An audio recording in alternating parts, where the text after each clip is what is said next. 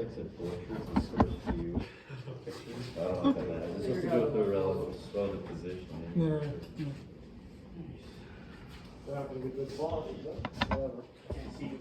Oh, that's fine. That's the cool thing about it. It doesn't have to be perfect quality. Obviously, the better the sensor and the better the camera, the better the quality. But the idea is you can use whatever you have and generate a model, a digital copy or something, right? So in every photo, does the full object have to be in frame? No, right? The idea is any point that you need to recreate has to have at least 3 pictures, but the whole object doesn't need to be in every single photo, Oh, right? okay.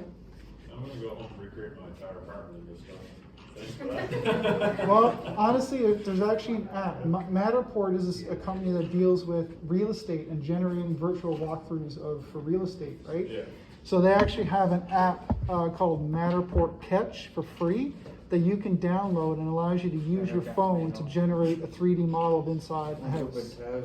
Now, it wouldn't be the same quality as, say, if you went and bought one of their 360 cameras. Yeah. Like the basic idea of their software is you use that 360 camera, upload the pictures to them. They have like an AI software package that takes all of those, stitches them together, and creates a virtual walkthrough of your house, right? But they've created this app that you can download and say do a room and practice with that, right? Really cool. Yeah. And it takes up a lot of storage on your camera though. I wish one had some pictures. Yeah. Good at creating a cartoon here. So now that I think, has everybody had a chance to go through and collect some pictures? Yeah. Perfect. Okay. So that basic technique of walking around the object, that will work for any small object. But again, it's different depending on what you want to collect, right? So say if you wanted to collect that wall, and I've done that as a project in my 3rd year using terrestrial photogrammetry, you wouldn't do that dome. You would do a linear path, but you'd actually go vertical as well as horizontal, right?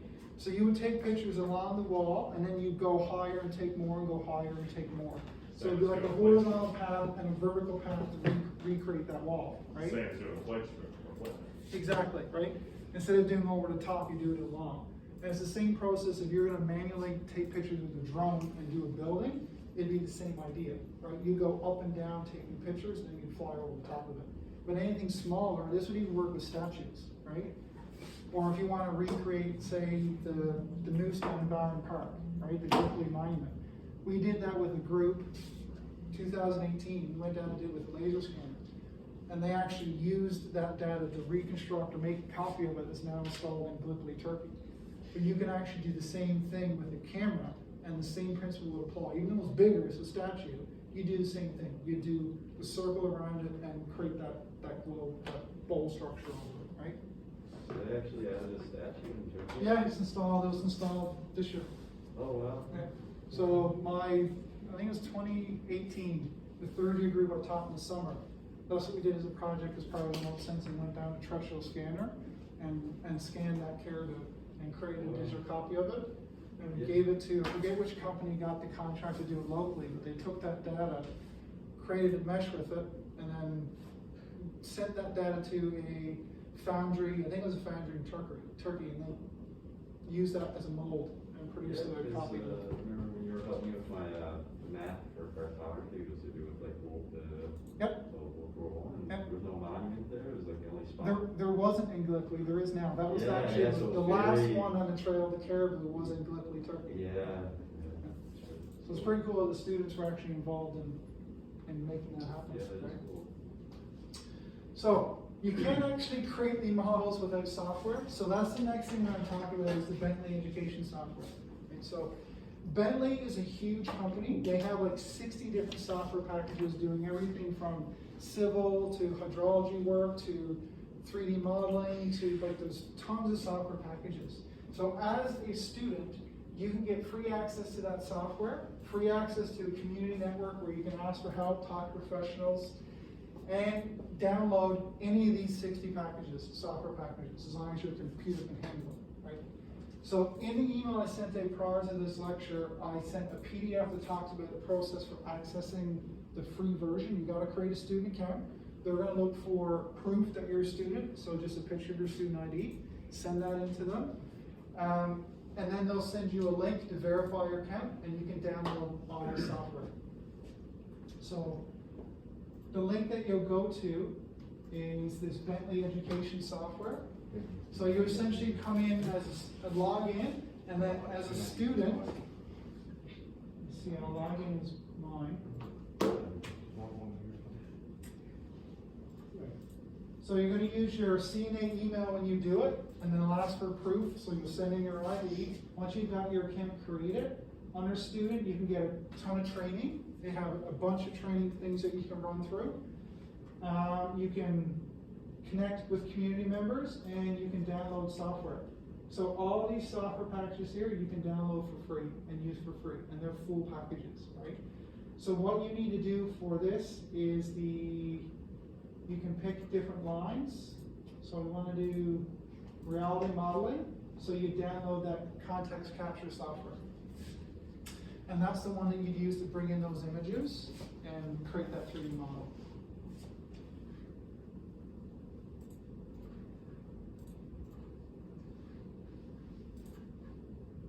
So if anybody has any issues with that, let me know. But the PDF I sent you goes through the process of creating an account, and then you can get access to it and download all that software. So next I want to talk about the importance of technique and equipment and settings. So although the structure for motion algorithm allows you to use any type of camera, any type of sensor, different types of cameras and different types of sensors create different qualities of models, obviously, right? So whenever you're dealing with imagery, lighting is a big factor, shadows are a big factor, overexposure, underexposure, all these different things come into creating the models. This picture I took here on the left, that's done with a cell phone, with my old one, not my new one. It's the, I think it was the 6E or something. So that had a lower grade sensor camera on it. It wasn't that great, but it still created a pretty good image, right? Not too bad for a fairly cheap camera. I'm sure that the new ones will create much better ones. These two on this side, this one here is done with the digital SLR with set up auto mode, right?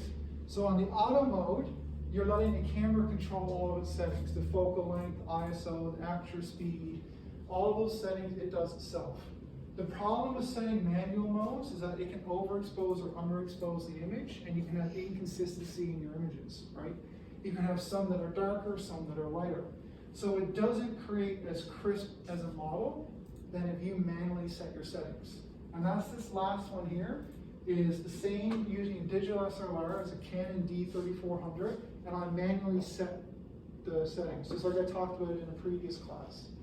So I think the ISO was set to 400, the focal length was about 3.5 or 4, and the shutter speed was set to 1 to 80. So it was set up for an inside environment, taking pictures of that structure, and essentially you can play with your settings, take a few pictures, see what the pictures are coming out like. And being able to adjust those settings and adjust the equipment, it does create better objects, right? So, but even if you're looking at that digital camera, I think that one was done as a package deal. Then you can get a D3400 for $600 or $700, right? That's still going to create a really, really good image. If you want something for pure terrestrial photogrammetry for modeling, you might want to get like a really high megapixel camera. I forget if there's a bunch out there, but the higher end ones that are like 45 megapixel, those are in the $2,000 to $3,000 range for the camera.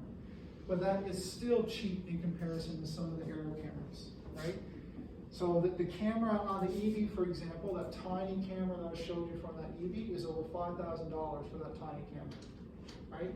So the aerial cameras are really, really expensive because they're really, really high quality, but you can still create a fantastic model from something you carry around with you all the time. And that's the whole point of that structure for motion. And it allows you to do, say, the Mavic Mini, for example. We've got a Mavic Mini 2, which is a really small drone. So it doesn't have the same capacity for GPS input and IMU. And you can buy that Mavic Mini for $500. So using structure for motion, you can create 3D models of bigger structures and buildings with a fairly cheap drone. And we actually had a group of students prove that in their capstone last summer.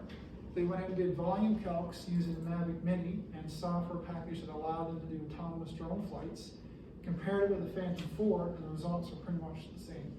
The Mavic Mini is $500, the Phantom 4 is $10,000. Got that now. I got that You now. got the Mavic Mini? Okay. So we got the Mavic Mini 2. The software hasn't been developed yet to allow you to do flight planning for that, but it's coming. So it just shows you applying that structure for motion, allows you to create these types of products for a really good price.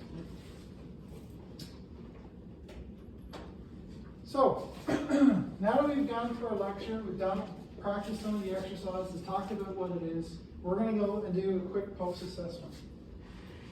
So I sent out a link to everybody, and we're going to do the same thing we did in that class we practiced the other day. We're going to do a Kahoot quiz, just covering some basic, asking some basic questions of what we covered in the lecture. So I'm going to, oops, I'm in that one. So when this game pin loads up, you're going to be able to enter that game pin in your phone from the link that I sent you. And I'll wait for all the players to get up, and then we'll run through and do the quiz.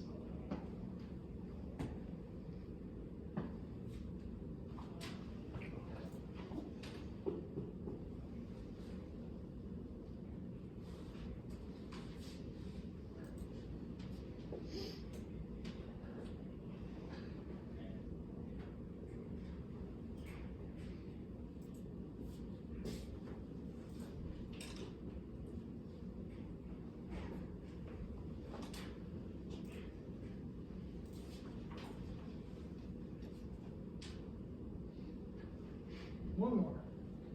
I can't find it. Can't find the link? Download So yeah, you type in kahoot.it, Yeah. and you can get to it that way. There's a Kahoot app too. Hmm? There's a Kahoot app. There is an app too, yeah. We have some other Kahoot in French. We have like 100 questions that want Kahoot quiz, the whole class. If the class before test, do Kahoot. You did them all, huh? Kahoot quiz. How many money do you do? 3 or 4. Oh. Okay. All right. So let's see how much we learned today. So you got 20 seconds to answer each question. So the first question, why is mission planning so important for the proper acquisition of images from structure for motion photogrammetry? And these are your 4 responses: to ensure you have proper coverage of the object, to reduce the number of images needed to produce the model, to make image collection more efficient, or to save storage space on your SD card. Perfect. Yep. So the idea of mission planning is to make sure you have proper coverage. Because in order for that algorithm to work, you have to have enough photos covering the object you're trying to create your model.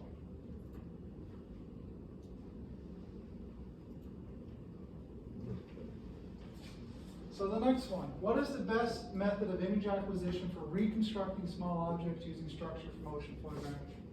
Collect images in a circle around the object, collect images in a circular dome around the object, collect images in a horizontal grid or in a vertical grid. That's the wrong one. Oh.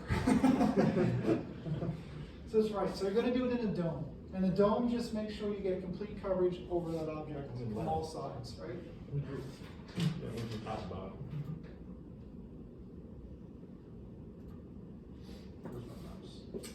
So how many images are required to reconstruct each point of an object using structure for motion? 1, 2, 3, or 4? So everybody answered them already? Perfect. So 3, you have to have at least 3. You can have more, but 3 is the minimum when you're looking at structure for motion. Oh, so, not like. True or false? Manually adjusting your camera settings can help create a more detailed 3D model.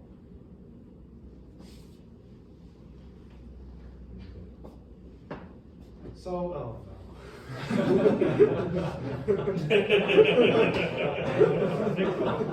So, being able to adjust those ISO, f-stop, and shutter speeds does allow you to control what the image looks like, and you can get better quality pictures depending on where you are, right? Inside or outside, or lighting conditions in your environment.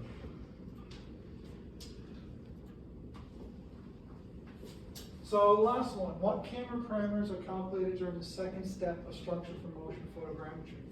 Camera positions and orientation, positions, orientations, focal length, relative positions of features, camera position, orientation, and focal lengths, or camera positions. Perfect, yeah. So you're essentially finding where your camera is, what its orientation is, what the settings are, and the relative positions is that sparse point cloud, right? It's those control points. That'll kill me. I like fast, quick falls. No? Man, fast click wrong, don't. That was the first one to answer, it was wrong. I started off in last. I should have brought down some swag to give it. You can just hand it out later, that's fine. Perfect, all right, I got some hats from Ultimax, so I'll just hand those Oh, out. sick. Face mask maybe? No, I got face masks too, yeah. So, excellent. So the last thing we'll do here now, we'll do a bit of a lesson summary and talk about some of the few key features and takeaways. So in this lecture, we looked at how important structure for motion photogrammetry and 3D modeling is to geomatics. So we explored how a lot of the geospatial industry is moving towards this digital twin and this digital copying, whether that be terrestrial or aerial photogrammetry.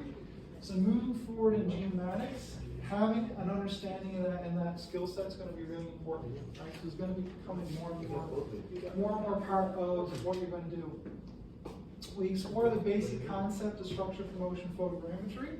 So that basic concept is being able to regenerate 3D models with simple cameras and sensors, right? So recalculating the camera position just based on common points in your overlap images. We practice proper technique for capturing images, for reconstructing small objects. We went through the basic processing steps for creating a 3D model. So that was bringing those photos in, doing the error triangulation, assessing that error triangulation, doing the 3D reconstruction, and Andrew, inside that 3D reconstruction is where you can adjust that bounding box and control how much it goes through, and then generating that 3D model. And we also review the importance of proper planning and equipment selection. So some of the key takeaways from this is just remembering your ability to be able to create really accurate 3D models, even if it's just to capture an existing state of something. You can do it really quickly just with a cell phone and with a cheap sensor, right? You don't need to have really expensive sensors. And the fact that because of the advancements in these sensors and the advancements in LiDAR, companies are starting to apply these more accurate concepts of GPS tag stuff to phones, right? So that's becoming more the future of what we're going to get at. And what I'd like you to try to do before, for next week, is download that software, upload those photos, and see if you can recreate that model. Let me know how it goes, how good the model showed up, and what experiences you have with it. And if you've got any questions about it, just send me an email, and we can go through it. Thanks for your time, guys. Yeah. Thank you.